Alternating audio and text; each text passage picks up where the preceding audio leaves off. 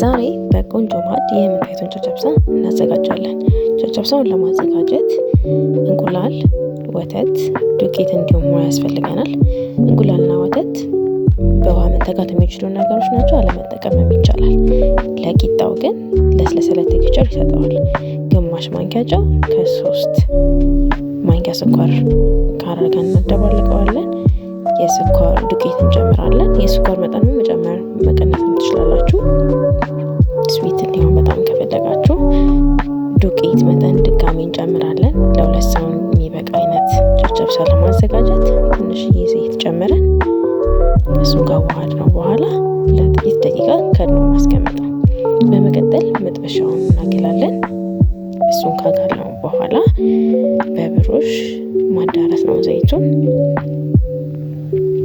ሊጣችንን ጨምረን በዚህ መልኩ በተደጋጋሚ ሁኔታ ቂጣውን መጋገር ነው ማለት ነው። ለጨጨብሳ የሚሆነው ቂጣ እንዲሆኑ ደርሶልናል። በተደጋጋሚ ዘይታችንን ፕሮሲጀሩን እየተከተልን ዘይቱን ቀባቀባ አድርጎ ሊጡን መጋገር ነው።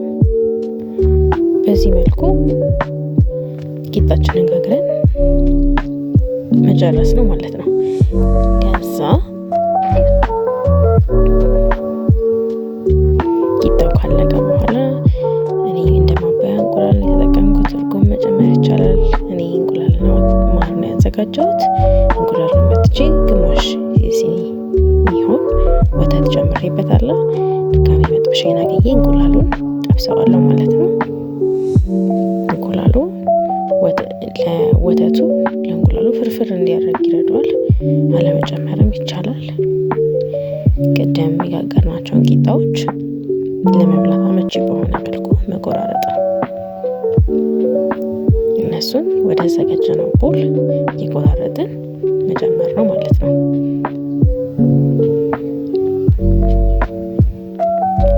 ቻናላችንን ሰብስክራይብ በማድረግ የተለያዩ የምግብ አዘገጃጀቶችን ከቆንጆ ማዕድ ማግኘት ይችላሉ።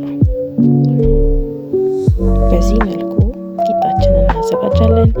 በርበሬ እና ቅቤ እናቀልጣለን። በትንሽዬ ሂት ነው መሆን ያለበት፣ በርበሬው እንዳያር።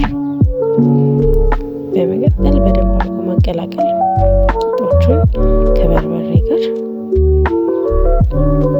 እንዲህ በሚያምር መልኩ አቀላቅየዋለሁ።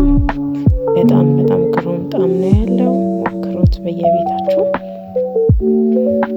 እርጎውን ማድረግ ይቻላል፣ እንቁላል ማድረግ ይቻላል። እኔ እንቁላል እና ማር አድርጌ በዚህ መልኩ አዘጋጅቼዋለሁ።